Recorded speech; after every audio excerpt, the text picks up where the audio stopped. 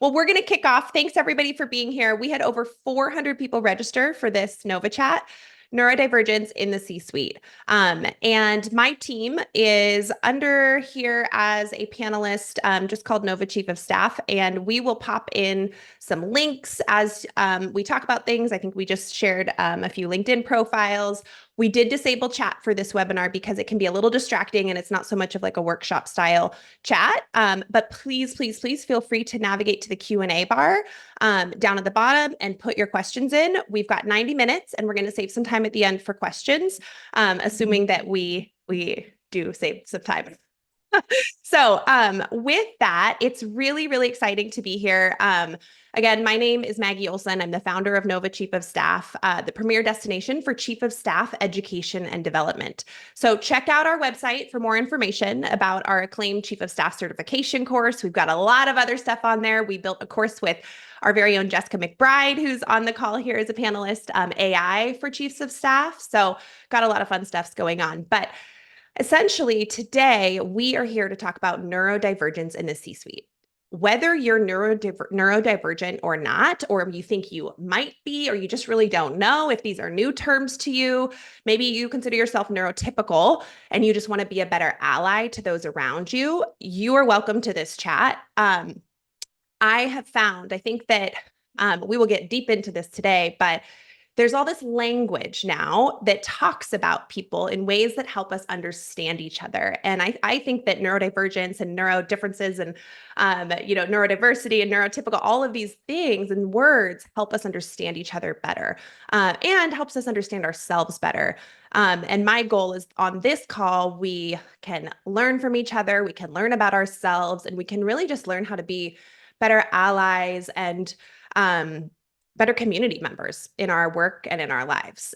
So one of my favorite things about owning my own business now is that we can talk about what we want to talk about, shine a light on what's important, and talk to some really special people based on kind of the things that we want to discuss. So I'm going to start here with introductions, and then we're going to kind of root after introductions on some definitions.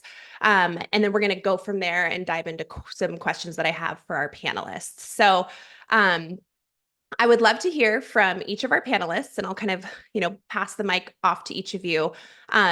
Please tell us who you are.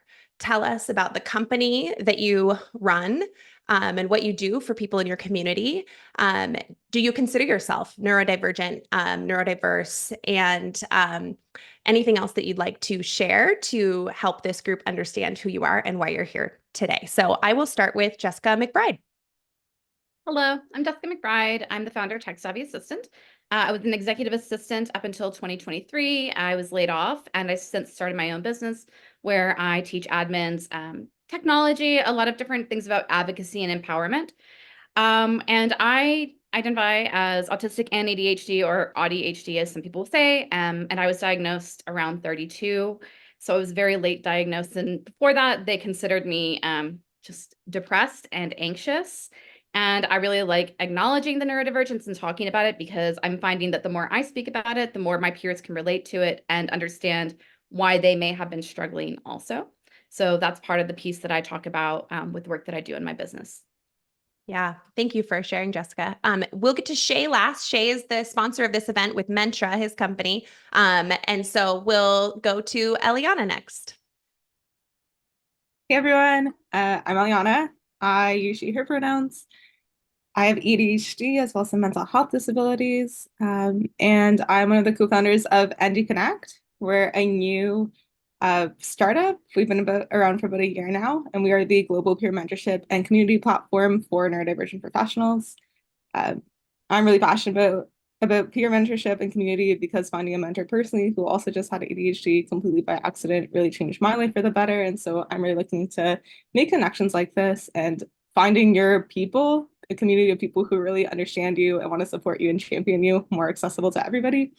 And I'm really proud because we're almost at 1,000 people now in just, the last year. So it's really exciting just to see how many people are coming.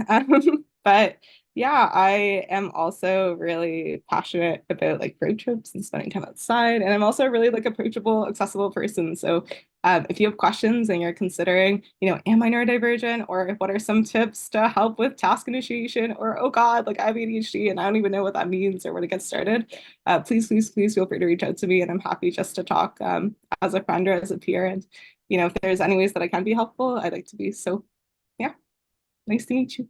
Awesome. Thanks, Eliana. And our team will link each of these folks' businesses in the chat. So we're not going to overwhelm the chat and do it all at once all the time, but you will get that in the chat and in our post recap email too. So, okay, Sydney, over to you.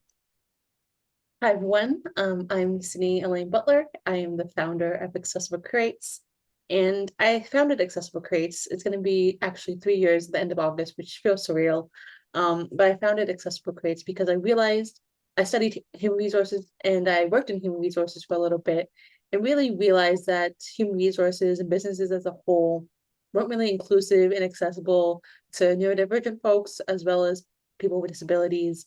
And so now I'm kind of an HR consultant and D&I consultant as well in the space of accessibility and neurodiversity, really helping businesses understand the importance of making sure that they know how to better retain employees with disabilities and that are neurodivergent. I think there's a lot of emphasis on recruitment, but we already exist in your workplace, and what does that look like?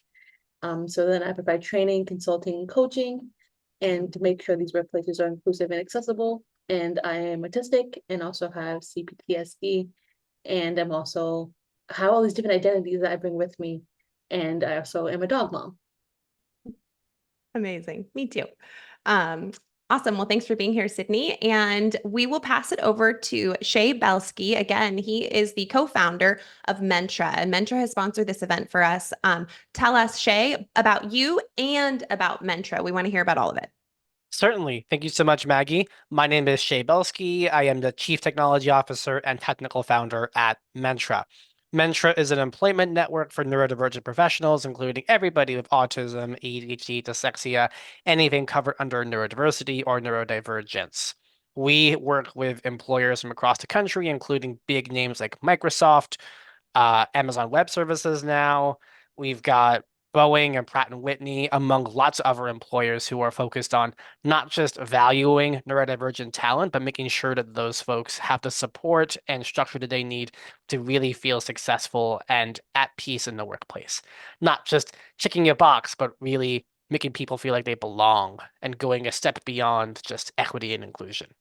Mentra was founded a few years ago by Jilika Kumar, whose young older brother is nonverbal autistic, and we strive to create a world where everybody, no matter how much support you need, can find a meaningful, fulfilling job opportunity, whether it's through Mentra or through a more neuro-inclusive world. On a personal note, I've been so excited for this panel for a long time. I've touched base with Sydney and Eliana and Jessica on different occasions in the past, and these folks bring such a wealth of experience and insight and talent and intersectionality, as Sydney mentioned, to really make this an awesome, incredible panel. I myself am autistic. I should have mentioned that before. And y'all are in really great hands with Sydney, Eliana, and Jessica. And Maggie, I will pass it back to you. Okay, well, thank you so much, Shay. So we appreciate you, Shay. Shay's going to turn his video off now. Our panelists are Jessica, Eliana, and Sydney today. We will probably do a follow-up conversation at some point, and we'll have Shay come back and talk more about his story too. So with that, I want to dive a little bit deeper into kind of why I want to have this chat and why neurodivergence and neurodiversity is on my mind. And I identify as a neurotypical person. I also am not an expert in this field. And that's why Jessica, Eliana, and Sydney are here. They know a lot more than I do. And it's really possible that I might make a stumble or mistake, or I might say something wrong. And I've welcomed our panelists to correct me, to tell me how to say something differently, more thoughtfully, the right way.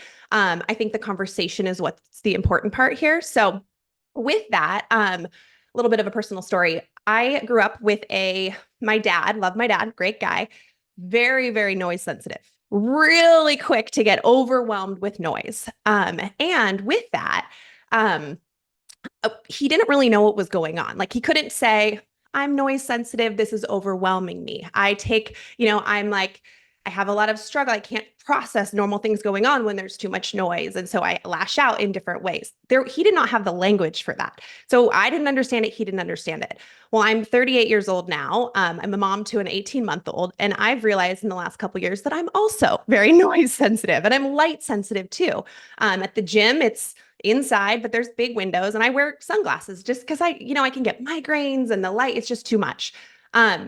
I've done some research and I understand, and I'm going to go through a few definitions. And this is just my, brief personal story here, that when it comes to neurodivergence versus being neurotypical people process the world in a way that works for societal norms. And I'll read some more specific definitions here before we pass it over to the panelists. But that's how I consider myself, because I don't feel like I need any different accommodations in those ways or in different ways to process the environment or societal norms besides what I've just shared. But I really don't know. The point is the conversation and the language is what's important. And Eliana, Sydney, and Jessica have a lot to share and a lot of knowledge around neurodivergence and the companies they run and how it shows up in the C-suite as well, which running a chief of staff company, that's also what we want to talk about, is how do we support each other in like these high pressure, high stakes chief environments with CEOs and business leaders who, have their own difficulties sometimes, and we can have run-ins there with neurotypical and neurodivergent folks. So a little bit of a backstory in finding all this out about myself and just having a little more language, it just makes me want to understand people better and makes me feel a little more sensitive to people who might have a lot more extreme sensitivities than I do in certain ways. And it makes me feel more connected to my neurodivergent peers. So that's why we're here today. I'm almost done with my part here, but I'm going to share a couple definitions and then we're going to pass it over to our panelists to dive in a little bit deeper. So what constitutes a neurotypical employee? Characteristics of a neurotypical employee. Neurotypical employees typically exhibit conventional social interactions and communication skills. They can more easily understand expectations and can independently organize and manage their work to meet deadlines. They're generally not as sensitive to environmental stimuli, such as sounds or activities around them, and have a structured thinking pattern, or maybe just a more typical structured thinking pattern. What constitutes a neurodivergent employee? The characteristics of neurodivergent employees vary depending on the specific type of neurodiversity, sometimes leading to unconventional responses to expectations or social norms. They may be extremely sensitive to sensory stimuli, including sights, sounds, or visuals, more of a diverse thinking pattern. Neurodivergent communication may include preferences that are different than neurotypical communication. For example, written instead of verbal communication. There may be discomfort with eye contact, or statements may be taken more literally. Communication styles, as we all know, can vary widely, necessitating really clear and explicit instructions and a flexible approach to interpersonal interactions. So I wanted to ground us today on some definitions, and I want to hear we're going to start with Eliana. What are your reactions to those definitions, and what would you add when you think about how we can root ourselves today in the definition of neurodivergence and the awareness that we should have from neurodivergence and neurotypical people? Yeah, absolutely. So I think one of the things, I'm like a very visual person, and so you can like imagine like a gradient, like kind of like what I have in the background here, maybe. Every single point on like this gradient is different, just like all of our brains are different. But then if you think about like a gradient like that, there's also kind of like ranges. And so I like thinking about neurotypicality as kind of like the most common like range of like human neurology. So even though every single brain is like different within that, there's kind of like group averages and ways that certain traits tend to like cluster together. And then if you're like have a brain that's kind of like outside of that most common range, then you're like neurodivergent. And so that can include differences of how you process information, how you learn, how you process your own emotions, how you communicate. So different things under those types of categories. I think too, one of the important things for me is thinking about sort of like power dynamics, because I think for a lot of times people who are neurodivergent do experience stigma, like ableism, discrimination in different settings. And so, as you mentioned a bit, Maggie, we might need to have more accommodations in different contexts. The world isn't set up by default to support and accommodate us in many settings. And that's kind of part of like not being part of that like majority range, right? So what works for the majority might not work for people who have different needs or ways of showing up. And so a lot of times when neurodivergent people enter spaces that are primarily designed by neurotypical people, it's not like, there's like an intentional like malice there, but sometimes it takes more work to make sure that that space really does like accommodate for everybody. And, we're accounting for those different power imbalances as well. Yeah, that's fair. That makes a lot of sense. Sydney, welcome. I'd love to hear your thoughts on a bit. So we're just going to dive right in here. We've talked, when we were kind of all meeting early on before this webinar around neurodivergence and neurotypical and what makes neurodivergence even harder, which is intersectionality. And when we were all just on our panelist chat right before this, everybody said, I have a stimming tool. You guys want to show what you have? Jess, do you want to show what you have? Yeah. So Sydney has, perfect. Yep. Shay has one as well. So Sydney, do you want to tell us a little bit about stimming and then maybe how intersectionality shows up in the example that you've previously given around maybe someone who's stimming and they're also of a different race? Yeah, so stimming is basically a way of self-regulation. And so it can look like doing vocal stims, making sounds, doing physical actions.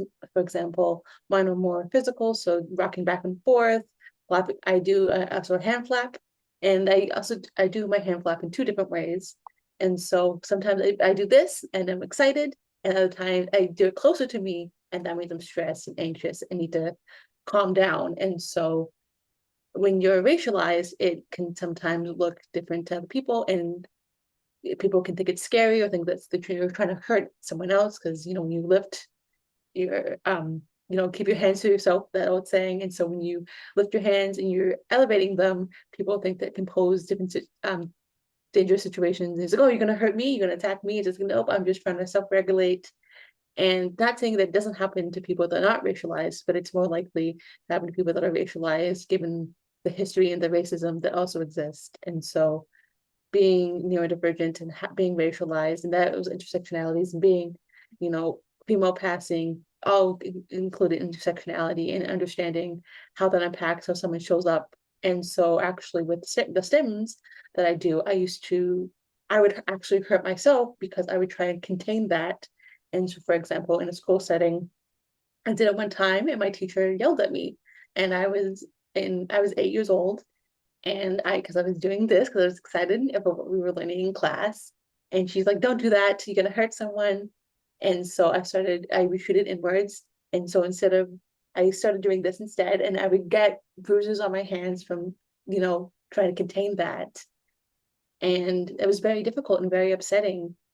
And I know we're going to talk about masking later in the workplace, but started to mask those stims. And it wasn't until 2020 when I really sat with myself and was like, could be more me because the world was shut down.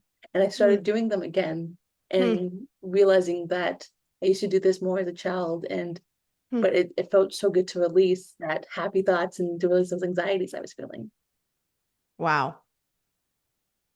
That was a lot. I'm sorry. No, I'm just happy. Yeah, exactly. Like, I'm thankful that 2020 gave you that time back with yourself to figure out what you needed. It was making me think a little bit about, Jessica, what you were saying during your intro prior to diagnosis, and how for you that came out as depression and anxiety prior to realizing that you were actually neurodivergent, ADHD, autistic. Do you want to talk a little bit about the diagnosis? And Eliana and Sydney, feel free to jump in here after Jessica too, if you think that there's a little bit more to share around kind of that process of embracing your neurodivergence and how it feels now that you're like, this is me and this is how I am. Yeah, what happened for me kind of similar was around 2020, we all start working from home. And prior to that, I had been on mental health leave for work. Like I always really struggled with my mental health. I would do exceptionally well, and then I would burn myself out, and then I would just be left like a shell of a person and, wanting to do bad things. And so 2020 hits and my life like immediately shifted. It was like, oh my God, like I love this. I love working from home. I love not being in an office because when I worked in an office, I would Wow. literally come home every single day and just lay down in the dark room. I was so tired. And I was like, oh, I have so much more energy. This is great. And I really started was like, oh, I can heal myself in a lot of ways. And everything was going great. I was doing everything right. I had a job. I was nailing it. And yet I was still really sad. And like I couldn't quite figure it out. I was medicated. Um, anyway, ended up burning myself out of job again because that's what I do, and had to quit, very like just hard quit. And I started doing three things happened at the same time. A friend reached out to me and she's a life coach and she teaches burlesque and she does a lot of cool things. And she was running a course called F Perfect. And it was all about how, people who are socialized as women, we develop these like insane perfectionism techniques or like things Yes. like we have to be perfect all the time. Yes.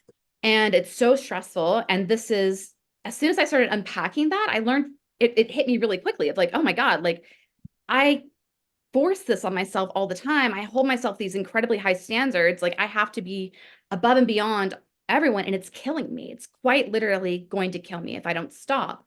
So simultaneously, my at the time 11-year-old child started getting assessed for ADHD, and I said, well, no, they can't have it because I did all those things. I did all those things as a child, and I'm perfectly fine. I wasn't. So very quickly realized I also was ADHD, and I started therapy, and I really was able to unmask really quickly in that sense, because once I realized that like I don't have to be perfect, I don't have to be fake in social situations. I can say I'm tired now, and like I can take care of myself in that way and like leave. I was like, oh, this is great. I love myself. I love the person that I was before everybody told me not to be that person, growing up. And it's been so great for my mental health. And then shortly after I realized I was autistic, but that was very much the sensory things kind of started showing up as soon as I started medicating the ADHD. But it's really been an amazing process for me to unmask. But like Sydney talks about, like there is so much societal, like there's issues attached to it where like I have privileges as a like white woman that others aren't going to be accessing as well or as easily. And that's why it's so important to talk about this and say, no, you can speak up. Like you can say, I'm tired, or this bothers me, or I'm going to wear my headphones, or I'm going to do things like that. And it doesn't make me, maybe it doesn't make me weird. It just makes me a little different than like other people. But the more that we know, the more we can empower others to also be able to access this like level of healing and success in life. Yeah. Yeah. I've heard a few times from friends and people I'm working with that they figured out they had ADHD when their kids were getting diagnosed. Because I also believe that women, we're just not diagnosed when we should be a lot younger, right? It happens a lot later. We're much better at masking, probably because of the perfectionism that is that we grew up in with society. But yeah, I'm 2020, like really good things for both of you in that. Eliana, yeah. Oh, you're It fine. happened to a lot, like a lot of, I speak to a lot of neurodivergents and they're like, yep, same thing. Like I was at home and I didn't have to show up professional every day. And it was like, oh, I'm a totally different person when I don't have expectations attached to how I show up in society. Yeah. And I want to get back to this. You literally said, and I think this is so important, you learned how to take care of yourself and that it was okay to take care of yourself, which is incredible. So we'll get there. But Eliana, please weigh in.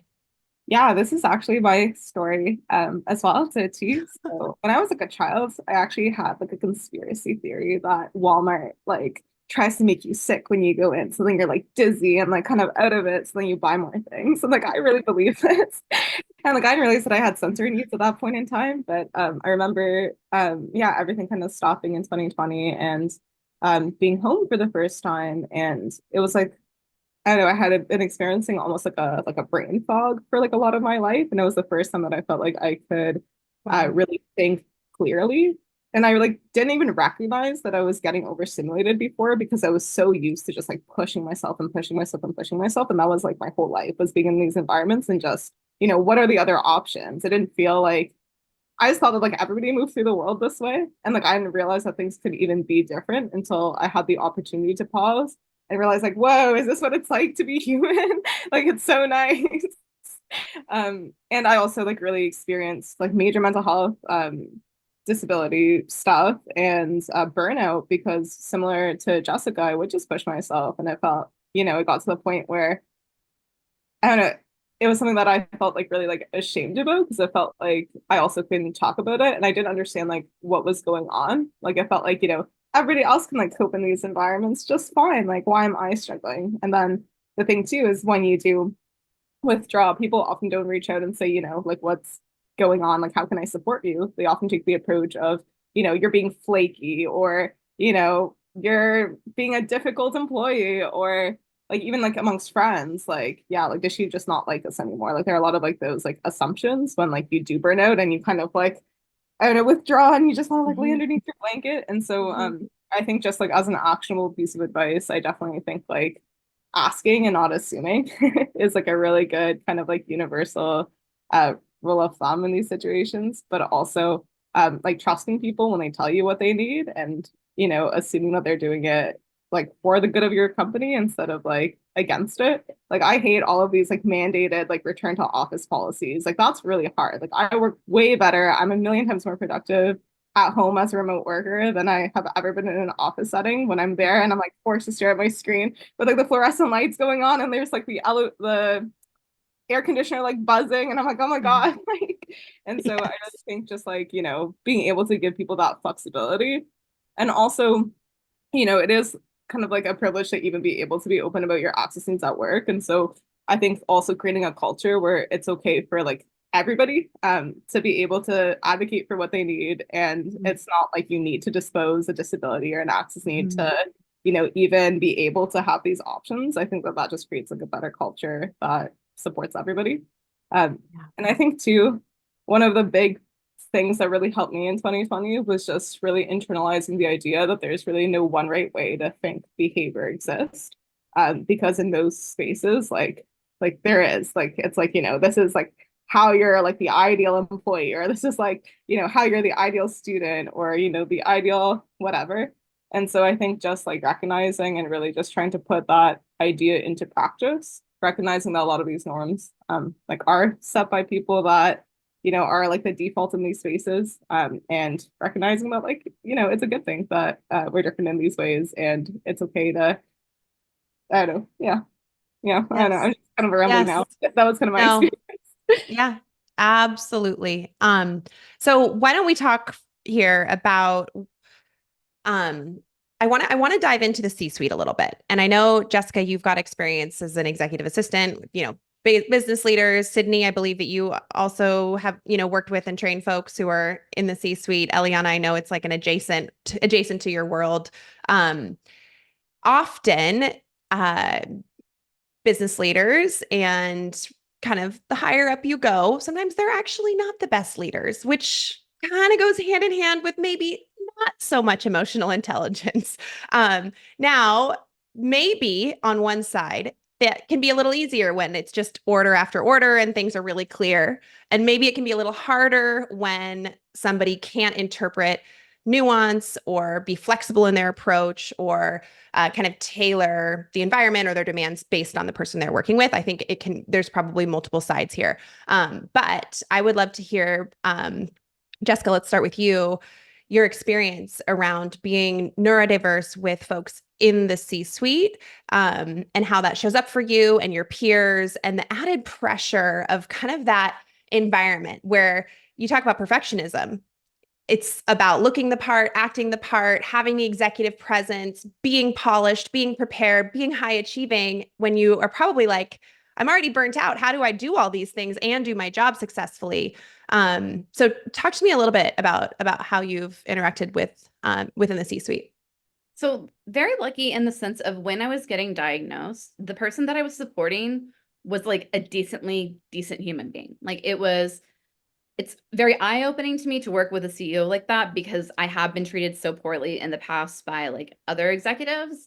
So it was really refreshing to be like, hey, I'm having a really bad mental health day, like I'm going to take it off. And like openly being able to say that to him without having to worry about him like being awful about it. And I think that's part of how I was able to actually unmask too and like excel, was that like when you're given the psychological safety within an organization to say like, I don't understand. I think I made a mistake. I think I'm having a bad mental health day and I can't handle just existing. Being able to comfortably say that is what's going to give you employees that will ride or die for you, that are going to like care, and like you'll be able to access all this like, ADHD superpower that they talk about is, when I'm feeling like supported and, like I'm in a safe environment, like guess what? Like I genuinely am like the most ideal employee you're ever going to have.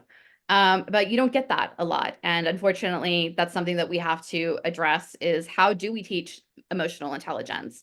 I found gentle parenting as a technique really helpful with working with people, because if you just talk to them really calmly and quietly and like, in a chill way, you can kind of get it a little bit better. But I'm hoping to see the younger generations, really, that's kind of where my hope is at for creating these more like accommodating offices as people like yourself. Like my husband, for example, my husband is ADHD and he's a VP, and like to see him care for his employees the way that like I've been cared for in my past experience is really like reaffirming to me that like there is hope for like creating these more inclusive environments that are more supportive. And it really is just like having more conversations like this, because people don't even understand, the intricacies, because they don't understand themselves, because a lot of them haven't taken the time to like really learn themselves ins and out the way that a lot of us do, in like an eternal hope of like, how do I exist in this world in an okay manner? So I think that's kind of one of the benefit of having somebody in your office that is neurodivergent, is it gives you a different insight of like how things can operate.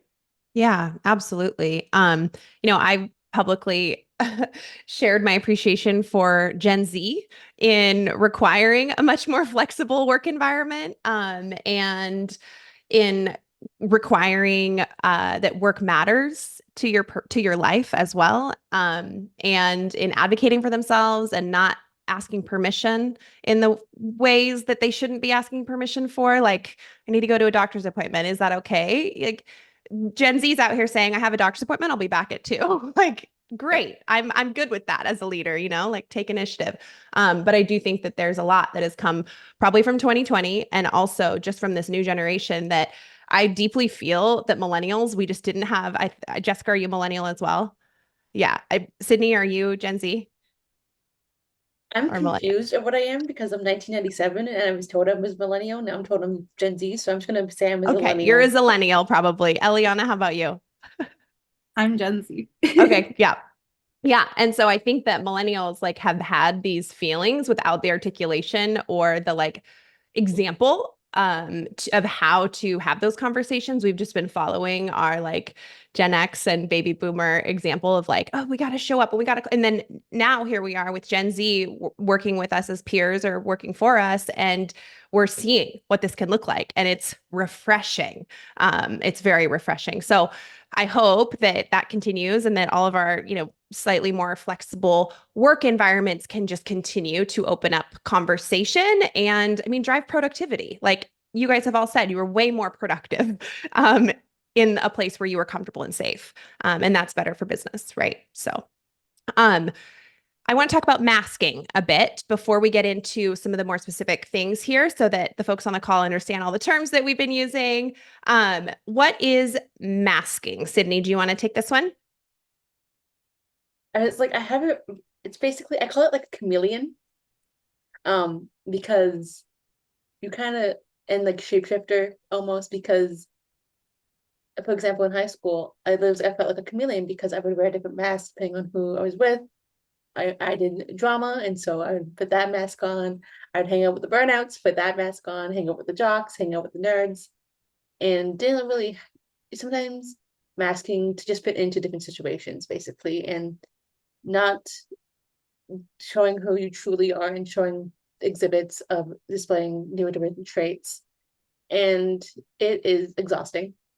And so when 2020 happened, and I'm talking a lot about 2020, but I agree with what Ileana said, and just like I said, doing so much and to not let the mask slip and just being like, oh, everyone else is keeping up, and oh, to be a human means to be busy.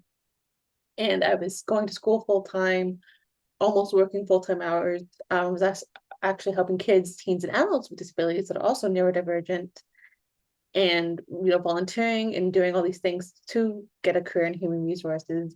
And so I was masking. I didn't realize how much of the time I was masking, and sometimes now I still put the mask on, but my mask looks different now. It's like I still try and be me, but sometimes okay, still have to put on and hide some of my traits sometimes. And for our safety, we have to mask because sometimes we feel like we would be discriminated or not fully understood if we show our traits.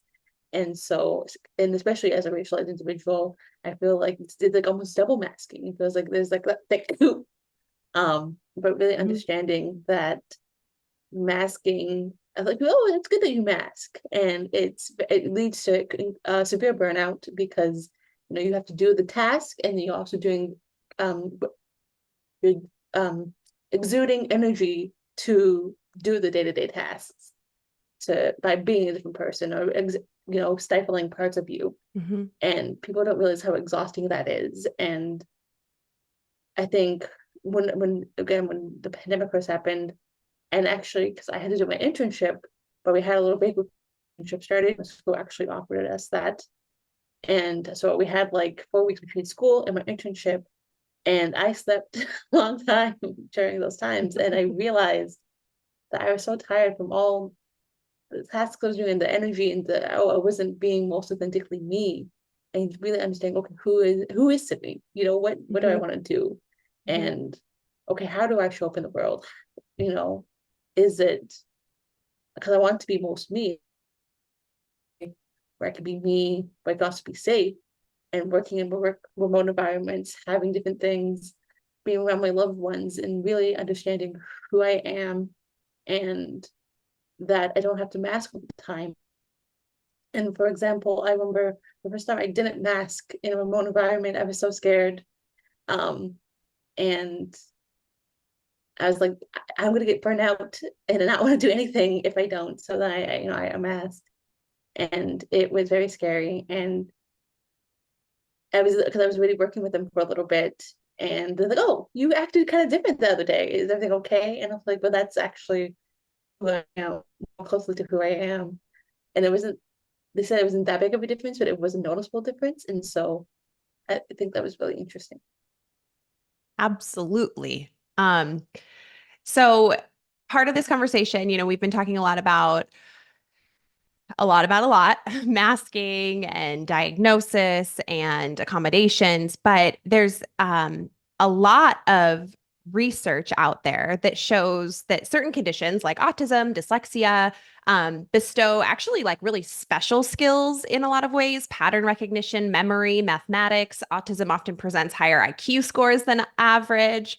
Neurodiverse teams are 30% more productive than neurotypical ones and make fewer errors. Sadly, on the flip side of that, neurodivergent people have a lot harder time finding employment and are often higher unemployment rates.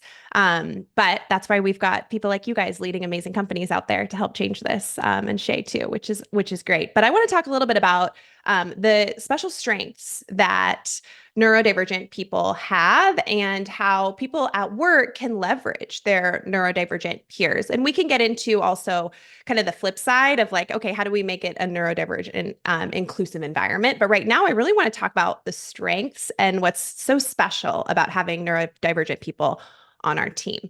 Eliana, do you want to start with this one? I can. Give me 1 second.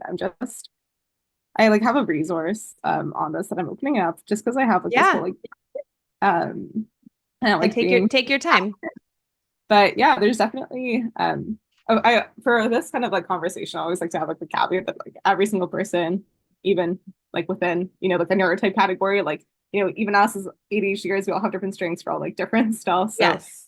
I would still take a very like individualized approach, like in your workplace, but like the reality is too that people with different neurotypes do tend to like cluster towards having like a constellation of different strengths as well. Interesting. And so I'm happy to talk about that a little bit. Also, just because somebody has strengths doesn't mean that, like, you know, of course they don't have support needs as well. Because I think sometimes people also assume that as if you're like really good at some things, then, you know, suddenly you don't need any support in any other areas. And that's like totally Yeah. not the case. It's like A lot of- masking the other need that you need. yeah. And like a lot Yeah. of neurodivergent people have like spiky profiles. And so like, you know, you might have like some strengths, but then you also might have some things in other areas that you really need support with. So Yeah. Yeah. but yeah, Makes sense. so I can definitely talk about some of these. So one new research paper came out that people with developmental dyslexia, there's some like theorizing that their brains are more specialized for exploration. So that's kind of cool. Also, people who are dyslexic tend to have more curiosity and be like visionary, tend to have stronger visual spatial thinking skills, are good at kind of harnessing the team strengths and delegating tasks, and tend to be very like proactive. I have like a bunch of different ones. I don't know how much detail I should get into, but I can kind of talk about some. Well, we can send out resources after this as well in our post recap call for sure. Jessica, anything you want to add to this conversation? And I mean, I might take it a bit of a step further. There's a few different schools of thought around the term like superpower, right? And then you compare the term superpower to like calling neurodivergence like a difficulty or an issue. So how do you use language? How do you suggest people use language to talk about neurodivergence when it comes to strengths and opportunities? I'm not gonna have like a very like educated opinion about this. That's the way that okay. I probably would. I think this kind of circles back to the idea of like that I have a lot of privilege that has allowed me to excel. Is that I was in a supportive environment. I have universal health care because I'm in Canada. I had, you know, a psychiatrist, a therapist. Like I had all these resources. And because of that, I was able to tap into like my unique skills and all these things, but that I would not have been able to access Interesting. when I was so Yeah. burned out, when I was so exhausted. Because, you know, when you're in survival mode 24/7, you don't get to be exceptional. You get to survive and you get to do it and show up and then go home and lay in your room all day or all night.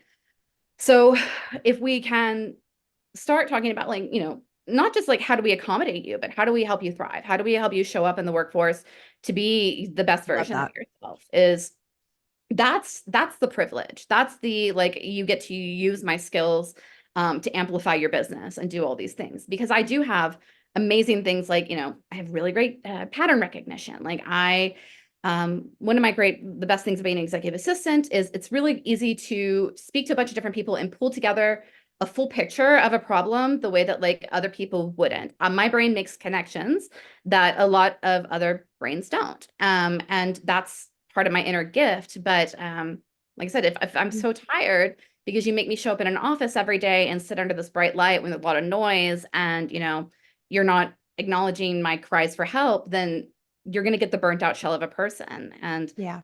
that's really what it roots down to, is how do we create this more inclusive environment so that we can excel? Yeah. How do we help you thrive? I love that. I mean, it's great for anybody, and it's great for neurodivergent people for sure. Sydney, do you have anything to add around the language of, you know, what's your superpower versus the, you know, opportunity or difficulty or issue? There's so many different people saying so many different things, right? And how do we help people understand the best way to talk about neurodivergence that's respectful? Yeah, I think when a lot of times when people say, "Oh, you know, oh, that's your superpower," and it's like, do you say that to neurotypical folks? Do you say that to people that don't? Because we all have our different superpowers, again, neurodivergent or not. And so, and so, what do you actually mean when you say that? And I think using all the, oh, what is your strength? What do you like to do? What are you passionate about instead? And then focusing on those passions and realizing that, you know, someone might be good at something, but they're not passionate about it, or vice versa. They might be passionate, but it might not be the strong suit. Okay, but do you want to develop that passion more? Okay, this is how we can get you there. On the flip side, this is, you know, your strength, and you know, you're passionate about something. And so really meeting people where they're at, I think, is super important. And kind of like Eliana said about just because someone's really good at something and maybe asking the other part that needs that support. And so really seeing the person for the whole person they bring, and that even that things can look different every day. Like Jessica was just hinting at, it's like if I'm not in a conducive environment, I'm tired, my superpower or my strength that I'm so good at, I might not be as good at today. And so it's like, oh, you're usually really good at that. What happened? Did you have a bad night? Like, oh, is something happening? Are you okay? And it's like I'm human. I'm gonna not have great days. And so, for example, I do a lot of policy work right now with some of my clients, and I messaged them like my brain fog is so bad right now. I apologize in advance. I can revisit this when the brain fog goes away. I'm usually really good at policies and love doing policies. And so, but they're like, oh, that's your superpower. I'm like, right now, I don't, and then that's my strength. And that, right now I am human and I'm having a moment where I can't. Mm-hmm. Yeah, absolutely. Eliana, please. Yeah, I think for me and a lot of other like Gen Z neurodivergent people, like a lot of us really don't resonate with superpower language because it does feel, somebody put in the chat and I agree, it feels kind of patronizing and also very otherizing. Like we all have strengths and weaknesses like just as like human beings. And so when you're like, ADHD is your superpower, I'm like, like what does that mean? And it also feels very like one-dimensional. Like ADHD for me, like I do definitely have strengths and that's definitely like related to like the way that my brain functions, but I also do have like access and support needs. Personally, I also like saying like disabled is not a bad word. Like, and I know not all neurodivergent people like identify as disabled and like that's okay. But I think that, a lot of us do. And like there's nothing wrong with being disabled. There's nothing wrong with having like other like access needs and, needing environmental supports or whatever else. And so, I like saying, I have ADHD, to me it is a disability, but that doesn't also mean that it's only like a negative thing. And I think that that's also like a common misconception is that disability is like framed in this very like negative lens instead of just like another way of like being or existing. And so yeah, I don't know. Yeah. I think there's also like a lot of power in like, being in disability community with like all these other disabled people and we're all like, working together and sharing tips. And sometimes, I've gotten tips from like my friends with like chronic illnesses and I don't have a chronic illness, but some of that stuff like really does help in like an ADHD context too. So Yeah. Yeah. So here's a question, just off the cuff, I've been a people leader for a few decades now. Let's say that I have someone on my team who has not, told me that they are neurodivergent, but maybe I've seen a few things that to me may indicate that they are. What's my best path forward? Do I approach the neurodivergence head on and bring it up? Or do I say, how could I make work the best I can for you? What kind of environment do you need to succeed? Yeah, Option two? I think option two, and I always say to like managers and people leaders, you might see it because you had another employee, and if you had another employee that was autistic or had another employee that has a disability, you worked with that one employee. Because a lot of times the people like, oh, I accommodated another autistic employee, I'm going to give the same employee I know how to do that. And it's like this is two different people, two different situations. And so just asking, hey, I see you're struggling a bit. Am I correct? How can I support you? Do you need anything from me to best, be able, and what tools can I give you and what resources, or do you need anything from me to better do your job?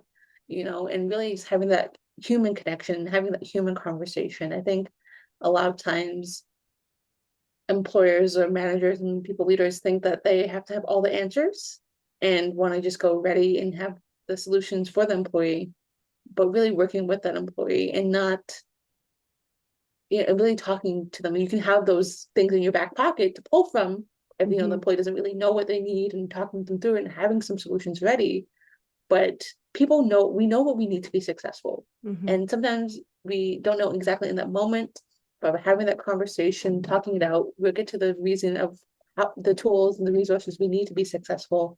Yeah. And just really listening to the person and seeing what they need in that moment. It could just be something else is going on that's contributing to the next day. What does that look like? And so just asking, hey, how can I best support you? Is it today or in the long run? Yeah. And I think that'll open the door for the conversation to go further if the employee wants to share more. Yeah. Yeah. So we have a really good question in the chat here. Of course, we've got a lot of C-suite folks on, a lot of chiefs of staff and people with eyes on the C-suite as a future goal. How would you and please let me know who wants to answer this question. How would you guide somebody who is not in the C-suite yet, but who is neurodivergent in preparing to work in the C-suite? What can they work on? How do they maximize their opportunity? How do they prepare for the environment of the C-suite? And how do they potentially navigate their neurodivergence looking ahead towards a role in the C-suite? I think it starts with understanding your strengths and what you would bring to that position. I think a lot of perception of what a founder is supposed to look like or a people leader is supposed to look like. And you can get training on the intricacies of that. Mhm. But what are the strengths you're bringing to the team? What are the strengths? What do you want to change in this environment? Is there anything that needs to be addressed? And really focusing on your strengths and who you are as a person and your experiences that help shape you to get you to go into the C-suite. And I think sometimes even with people they're in the C-suite, they sometimes forget the humbling beginnings. And I think it's a huge problem. And so, really understanding where you came from and the impact, you want to make in the C-suite. And not focusing much on, C-suite's usually known as a power dynamic and having power.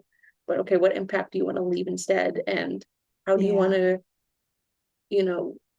if you are neurodivergent yourself and you're going into the C-suite, how do you want to make things for other people that are neurodivergent like you in the workplace? And it's like, how is the culture currently doing in this regard? And really, focusing on yourself and your experiences, but also the impact you want to make for your employees. Yeah, absolutely. I'd add on top of that, which is pretty much close to exactly what you're saying, Sydney, is to add on, reach out to as many people as possible in the current environment that you're looking to move into, C-suite or not, and just start having conversations. And like Sydney is saying, like start to understand what the work environment is like. And then start to feel like, does that feel safe to you? Does that feel like a place where you can shine and grow and feel good? But in neurotypical conversations as well, it's like start having those conversations, seek people out who are in those environments, and then seek out the environment you want to work in, especially if it's within your own company, and start to get familiar with the people who are there, which will make things feel a lot more safe, hopefully. Or you'll be like, nope, this is not for me. And which is also really good information to have. Yeah, Eliana. Yeah, just with the concept of reaching out, I know I would also definitely try and find other neurodivergent people in the C-suite to talk to and form those. I'm obviously biased because peer mentorship is like our whole thing, but definitely with those peer mentorship relationships can actually help so much. Just hearing how other people have navigated the situation, bringing up a specific conversation you've had with one of your bosses, and hearing how other people would respond to that, and whether they've gone through something similar. Just having awareness within your organization can be really helpful, but also just across different organizational contexts and seeing how other people with similar life experiences, whether you're neurodivergent, or feel like you relate, or you have other lived experiences in addition to being neurodivergent that impact your experiences as a leader. Just connecting with other people who share that stuff and having honest conversations in a safe environment can really be game changing. So you can join ND Connect for that, but also reach, so you can even search on LinkedIn neurodivergent CFO or whatever, and then see who comes up, especially because a lot more of us are openly identified. Yeah, it's been really fun connecting with all three of you to see the networks that you have and to see my feed change. And now I'm learning a ton more than I knew before, especially before this call, around neurodivergence, and seeing other thought leaders in this space, in addition to you guys, talking about how to help our peers and how to learn and grow and understand things better and be better allies and function also as neurodivergent people. So there's a lot of resources out there on the web, but I do think there's a connection point to Eliana's point. ND Connect, go check it out. We'll send, like I mentioned earlier, we'll send a recap of this call via email with the recording and with everybody's personal notes, LinkedIn profiles, companies, and some resources for everybody. With that, I'm going to continue to go through a few more questions. Feel free to pop any questions you have into the Q&A portion of this chat. We're not monitoring the chat today, but the Q&A box down below we have a lot of questions in there, which is great. So feel free to add your questions there.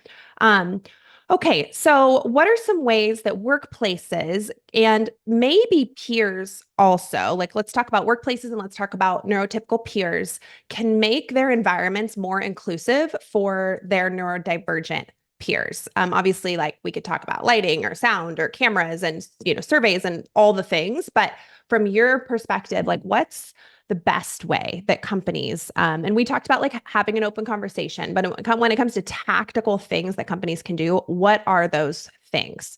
Does anybody want to do? Eliana, do you want to start with that? And we'll go to Jessica next.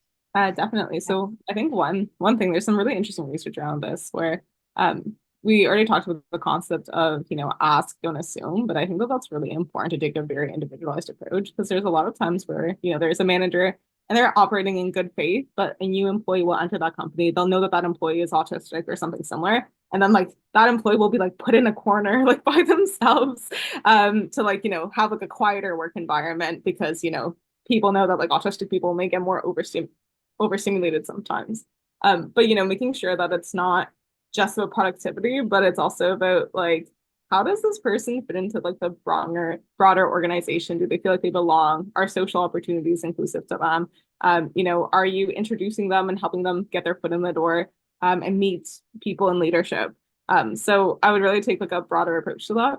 The other thing is, I'd say just in general, like offer as much flexibility as possible and believe people about their needs and experiences. In camp and meetings, for example, have a default that people can participate with, like their cameras off, cameras on, in chat, out loud.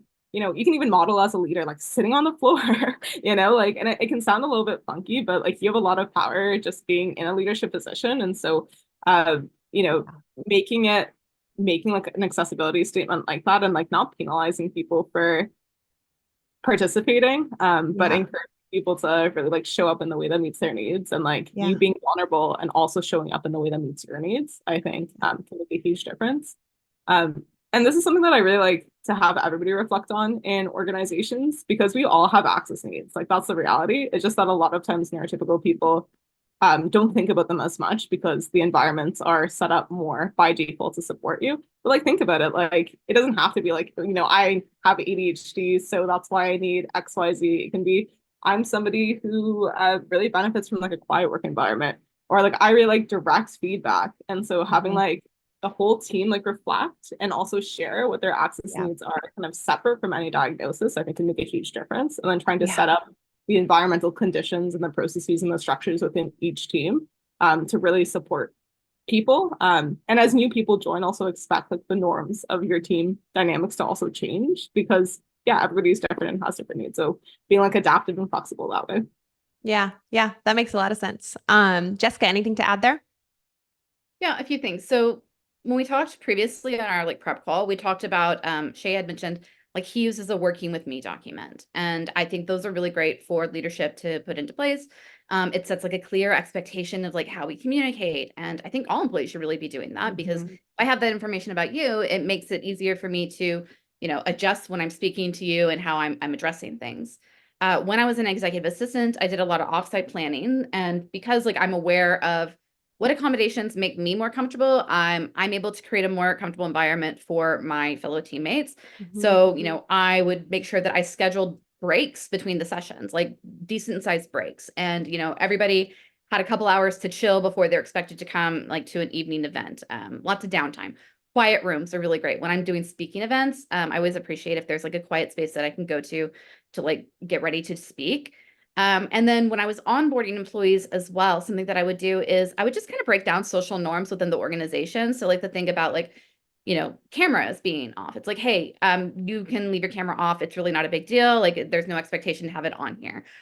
We do this and this is why we do that. Like something as a neurodivergent is I don't ever take like orders without asking why. Like I always need to know why. So being open to answering questions about things and getting more context, because the more context I have, the more that I can like, I'm almost like ChatGPT in that way where like the more context I have, the more I can like filter down my answer to you and like give you the most specific best answer. So that was another thing I liked about the last CEO that I supported, is that, when he would ask me to do something, I'd be like, okay, here's 17 questions. And, he would, give me a much better response, and I was able to go with that. But I cannot deal with ambiguity, even in the slightest. Like, I need details, I need information, and I can go from there. So I always try and provide a lot of information and context and explain that I am completely open to a dialogue with people, because I haven't always been made to feel that way in my life, where I was allowed to have an open dialogue about why we're doing what we're doing. Yeah, that makes a ton of sense. I want to ask another C-suite question here. For neurodivergent leaders, especially when they're in the C-suite or they're leading a large team, and maybe they are consciously or unconsciously wanting to set an example for people on their greater team, potentially neurodivergent people on their team. Do you suggest that they unmask a bit or talk openly about their neurodivergence? It's such a personal decision, but how would you recommend a neurodivergent leader approach unmasking to help people on their team feel more comfortable in their neurodivergence? Who would like to take this? Sydney? I think understanding that representation matters. And a lot of times, neurodivergent folks and disabled folks don't see themselves in places of higher leadership, such as the C-suite. And I think it could be a huge opportunity in reflecting on, again, your own experiences. And it's like, do you wish someone had done that for you, when you were in the entry level, or when you were in a lower position at the company or in other companies, and recognizing your privilege to be in this place, but also understanding that you have to come from a place of safety and being safe for yourself at the same time. And so, understanding that, people disclosing at a lower level in your organization that they're neurodivergent and that they're struggling with this. And I actually spoke at a company, and the CEO disclosed and wanted to do this training because she disclosed to her team and disclosed to her company that she was neurodivergent, very open about that. And I think just the more open you can be in understanding that, again, that impact I mentioned earlier, and, realizing, okay, how do you want to shape this company as a leader, and understanding and recognizing your own privilege and this really unique opportunity you're given to, let people at lower levels, oh, wait, it's possible to become a C-suite leader in this company and be neurodivergent. Because I think a lot of times we think that, we have to be in only entry-level positions, or we can only do certain jobs, because that's how media and how it's been portrayed. And so to see ourselves in these positions is so important. And it feels so, like, I'm a founder, I'm a CEO technically of a company, and I recognize my privilege to be able to be a racialized person that's also neurodivergent in this space.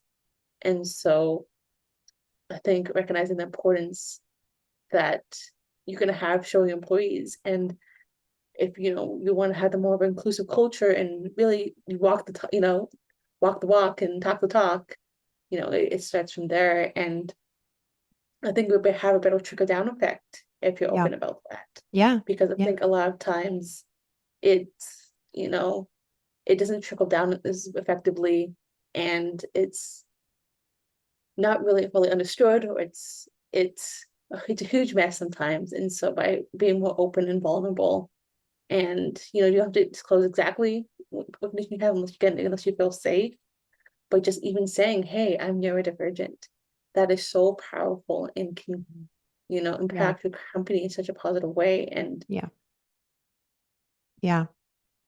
all the things you want in the company. Yeah. I mean, representation matters is absolutely right. And we're all on our own personal journey and different stages of that journey, but I think it's a really, really good point. Eliana, question to you. What do you wish neurotypical people did more of and less of when interacting with you? Good question. Let me think about that for a second.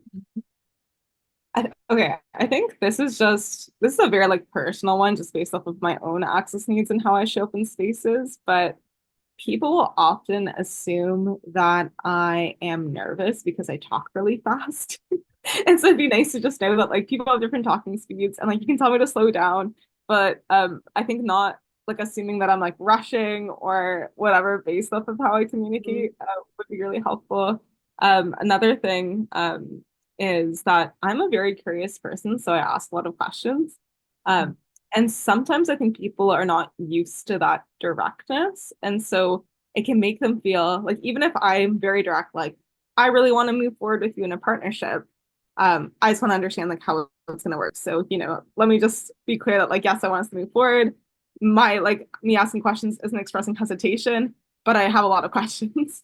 But then people will still like, even if I make that very like direct statement, people think I'm not being honest. I'm like, can you like can you listen to me? Like I'm telling you exactly what I'm thinking. I'm a very transparent person. There's no like other layer to my communication. So can you just like take my word for what I'm directly saying to you and not try and like read into like the social cues where we might be having some communication difficulties. And so that's like a common point of frustration where I'm like I feel you on that one.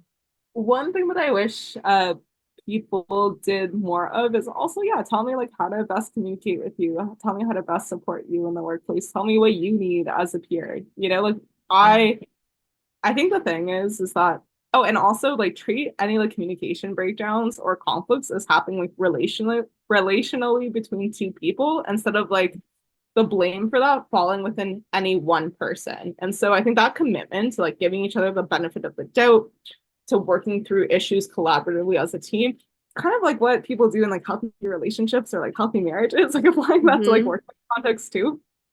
But I think that that kind of view and commitment to seeing each other as positive collaborators, that we're figuring things out together. And if something happens that goes wrong, like we're a team trying to figure out how to set up systems or processes to help support both of us in this not happening again next time, versus it being like, you have a very chaotic communication style and it's really unclear to me and it's your fault, communicate clearly, or like vice versa. Like I think that like I should also be like, how can I best accommodate and support your communication needs here? And so that kind of approach is something that I really love about my team. And it takes some time to implement sometimes, but yeah, I think that that's kind of like the thing that I love the most. I love that. I have a few questions from the audience that I'm going to go into, unless Jessica or Sydney, you had anything else to add on what you prefer neurotypical people do or don't do differently. Eliana covered it. Sydney, you got one? I feel like Eliana mostly covered it. I think realizing that, I feel like what I said before, like some days I can get things, other days I can't. And for example, if I get enough sleep, with all these different factors, and if like I said, I have PTSD, so if I had a nightmare, kind of on edge more, what does that look like? If it's an anniversary of a traumatic event, and just really being patient with me, or being patient with yourself as you're learning how to best communicate with me and navigate that. And so it's a two-way street, and really understanding that human beings we all just want to be understood at the end of the day, right? Neurodivergent or not. And so just adding that little bit of care and wanting to understand, and coming from a mutual place of wanting to understand, and that mutual care is so important. Yeah, I love that addition. Okay, I've got some good questions from the audience here. So we're going to start with this one from Anonymous. What are some tips for navigating perfection as the only thing tolerated in C-suite environments? Jessica, do you want to take this one? Their expectations are not my problem. They are not a reflection of who I am at the end of the day. Depersonalizing that is a big help for me, of like, I know that I'm doing my best. I know that I'm working within the confines that I've been given. And I know that you can lead groups of people, like, employees, with respect and dignity and kindness, even if they're making a mistake.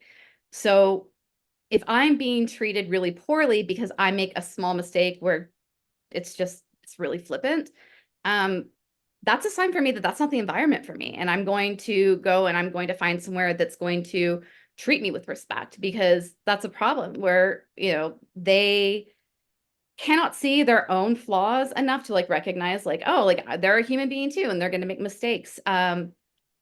But it is possible. It's completely possible because I do it every day. And, I watch my husband do it with his team, where it's like you can treat people decently, even if they're like, they made a mistake.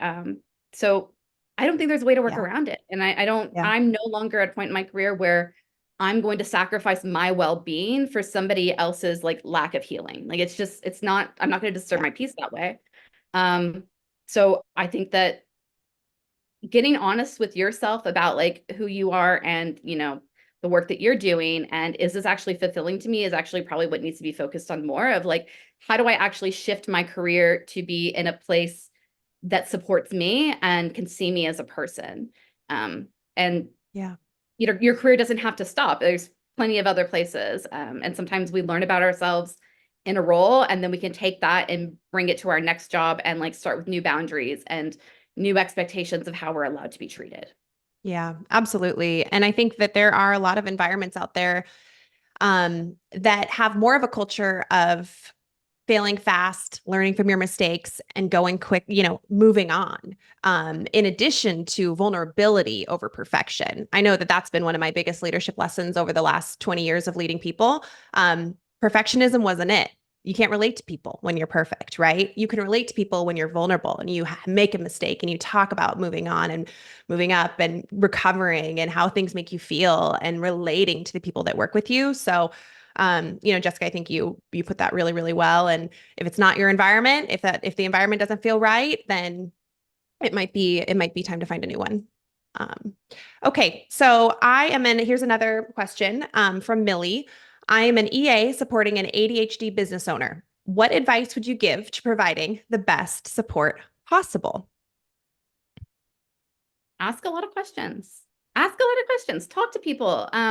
That's how I did it was, people, we see this differentiation a lot of times where EAs will come to me and say, oh, how can I be a strategic business partner? And it's like, oh, well, I just went and I talked to everybody in the company, and then I started solving problems. And I think that's how I was able to give amazing, not service, but support, was that I uniquely understood the company in a way that nobody else did. And so I was a great sounding board, because they could come to me and be like, oh, like, what's the feel on this? Like, what's the general mood? And I was able to like speak to that kind of information. So I think it's about, once again, like embracing, like, what am I actually really good at? I'm a really good connector. I'm really great at figuring out point A and point B and solving a problem based off of it. So, it's less about how do I fit myself into this box of what, society has said great support is and how to be a perfect executive assistant, and more about, this is a unique situation. This is a unique person. I'm a unique person. Like, how can I synergize that and embrace it and excel in that way? One of the Yeah. things that I would add, I agree with Jessica that like everybody is different, ask a lot of questions. I think that's really great advice. But some ADHDers might not have as much like self-awareness around like executive functioning difficulties. And like I'm really lucky because I feel like I have like the language to advocate for what my needs are. But that is like a common thing that like a lot of ADHD founders say, like that's like the main thing that gets in the way of them being successful in different domains of their business. So I would say if you can like look into that a little bit, just even if this person doesn't struggle with it or struggle with like all of the executive functions, I think having that awareness and then being able to also identify like, okay, this person might need some support with task initiation. These are some specific strategies that can like help with that, and like being able to have that sort of like awareness. I know in my life that like makes a huge difference. So there's one person on my team who like really understands that stuff and like really supports me with it. And it's very, very game changing just having somebody who's like, hey, I know you need reminders. Here's your reminder. Here's the meeting link. Here's the information you need. And so I think if you are working with ADHDers that you're looking to support, understanding that specifically could be really helpful. Yeah, I love all of that. And the comment section does too, which is great. So much for turning off comments. I'm happy they're on. Okay, so this is from Adita. I see representation in the C-suite in my company, but they conform to neurotypical standards. maybe to, obviously accept, maintain power, keep themselves safe. There's a lot of reasons this could be the case. But Adita's wondering, how can they be their authentic self and still climb up the ladder to C-suite? I have some thoughts as a career coach, but I want to hear from you guys first. So thoughts on how they manage this when they are seeing a little representation, but they're conforming to neurotypical standards.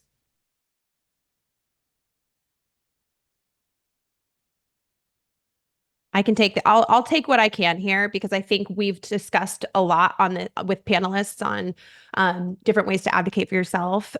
My suggestion is what I also share with neurotypical people, is to document and track your wins and start to learn and get comfortable articulating them.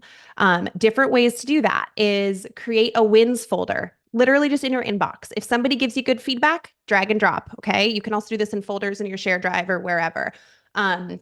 When you get to the point of having a difficult conversation or an exciting conversation about transition, go back to that wins folder, organize your thoughts. And as I mentioned, like, practice talking about what you've done well, and what you're really good at and your contribution to your business. And if you feel comfortable, also talk about your neurodivergence or the ways that you feel most supported, and how that support enables you to be an even better employee. So this is a little bit more of just a generic neurotypical response as well. But document your wins, start getting comfortable talking about what you're good at, and identify mentors in your company who can help advocate for you. So a lot of those conversations around high potential employees and next steps and promotions are happening behind closed doors that you are not in. Having people who know your name, who you've done a solid project for, who you have told the amount of great work that you've done to, and they have that fresh on their mind, and they bring that up to their peer who's looking for the person to move on to their team. These are all really good things. So personal advocacy, learning how to tell your story and tracking those wins, is what I would say there. Okay, Shay, if you want to come off, if you're still on and want to come off video, or come on video and come off mute, I have a question for you as well. But I'll put it. Oh, there he is. Perfect. I have a question around identifying companies who are neurodivergent friendly, for lack of a better term. So Matthew is an aspiring chief of staff who's been in the job market for 8 months after a layoff. Is there advice that you can give that would help identify and target neurodiverse friendly employers, and kind of how to navigate and how to kind of get in with employers who folks would feel safe with neurodivergence? One of the biggest leading indicators that neurodiversity is celebrated and championed at companies is looking at those companies' LinkedIn, at their websites. Do they have an ERG? Are their leaders out and proud about their neurodiversity? What are they saying? What are they doing? Do they celebrate Neurodiversity Celebration Week or Disability Pride Month, or whatever the holiday is? How important is neurodiversity to them, and how obvious do they make that? It's a similar train of thought as it is to other underrepresented groups. And I think that applies very much to neurodiversity. Like, if they do have a neurodiversity ERG, does it exist? Is it sponsored or led by someone who's neurodivergent themselves or has a connection to it? I found that those are all very positive leading indicators that a company really supports neurodiversity. You can also even ask this stuff in interviews as well. If you can't find the information online, it doesn't mean it's not there. It just helps to ask in an interview to a recruiter or an interviewer, hey, do you have an ERG or a group about this topic? And maybe they do and just don't have a website about it. So even if you can't find something, it never hurts to ask once you get there. Yeah. And can Mentra help with this? Like, does your company list the employees or the employers that they work with? We do list employers that we work with who support and champion neurodiversity. One of the important parts about a company's profile on Mentra is to say, this is how we as an organization support neurodiversity, whether that is through an ERG, whether that is through an explicit listing of accommodations and support that they can provide, whether that is through some other sort of enrichment or training or upskilling. Mentra emphasizes more so than others ways in which an organization supports people who are neurodivergent. And that can be through the traditional lens as accommodations and maybe with some other non-traditional methods as well. Yeah, thank you for that. I felt like, Mentor might be a good spot for somebody to pop over to and see nice employee lists. So, Thank you. or employer lists. Yeah. Okay. So back to the panelists here. What are your thoughts on sharing your neurodivergence when having interviews or filling out job applications? We have multiple questions about that. When I started looking for a job after I got laid off, I found very quickly they stopped responding to me if I said that I was ADHD, and that, I had some accommodations that I would need. I don't recommend disclosing in the interview process, to be totally honest. I think for your best success, don't. And then later on, you can start talking about it, once you are securely in your job. It's part of the reason why, like, I feel like it's kind of my responsibility to talk about that I'm ADHD, is like I am in a position of privilege where like nobody's going to punish me for talking about it online or things like that. And I think that every time you acknowledge it publicly, you're kind of taking away from the stigma and the shame about it. And I'm saying it's a morally neutral thing to be, but unfortunately, there are people who don't see it that way at the current moment. And in this job environment, especially, you really have to advocate for yourself in the best way possible. And unfortunately, it's not always safe. I wish it was. Yeah, I would agree. Did you have something quick to add, Eliana? Yeah, I think I agree with that generally, but there's like one caveat, which is a lot of people in our community have gotten interviews through like referrals from other people who share neurotypes. So like if you're talking to like sometimes like if you have like an ADHDer who's the HR manager or something similar, and like they're posting the job and they're open about it, whether that's on LinkedIn or more in like a private like neurodivergence like oriented space, like definitely like disclose in those contexts is what I would say, especially because those shared similarities can also be like helpful in you getting the role and more likely to get it and want you because of it. So do your research, know your people, know who's connecting you. Yep. I love all of that. Back to a language question here. So really probably only time for maybe one more question after this. We've gotten a few questions about this. How do you feel about the language, kind of the medical language of diagnosis when it refers to neurodivergent? Is it a neutral term? Is it a negative term? Is it positive? Is it helpful? Who wants to take this one? Or, maybe you have differing views. I think it's interesting because now, people are also doing self-diagnosis. And I think it comes down to, do you think it's going to help you better be supported in your work environment and your day-to-day life?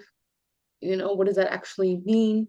I think that I see both sides of the coin, if I'm honest. I think it should stem from, getting that support and being more understood, and also for your safety. And so safety is number one at the end of the day, kind of to your previous question as well, that if someone feels safe to say their diagnosis, they feel safe and vulnerable enough to express that. But it should not, I don't think it's a bad thing in this context. I think sometimes people can also use it to twist or like have a certain perception of you in their head or have a bias towards you. And so I think really understanding that it should stem from, okay, would this allow me to have better support and to live a more fulfilling life and to, do work that I'm proud of and that I'm passionate about. And am I around people that will not take advantage if I do say my diagnosis, and that understand that I want to say that because it's going to help them understand me more. And I feel like I could do better and thrive more if I do disclose. Yeah. Well, thank you for that. We are at time. I'd like to share a fun fact that last question came from the Mensa Foundation. So thank you for being with us. What a cool organization to have on our call. And wow, I have goosebumps. I've learned a lot. I feel humbled and like I've got a million more questions and just so thankful to have Jessica, Eliana, and Sydney here. I appreciate all three of you for coming on and driving awareness and education and opening up the conversation. If I could say one last thing, it would be have these conversations in your circles, at your work, at your network, in small ways that you can with people in your world to start helping other people feel more comfortable coming out, because representation matters. So with that, thank you, everybody. You will receive a recording and a bit of a summary of the call with some resources and links. This was really great. Have a wonderful day, everybody. Thanks, panelists. Thanks, Shay.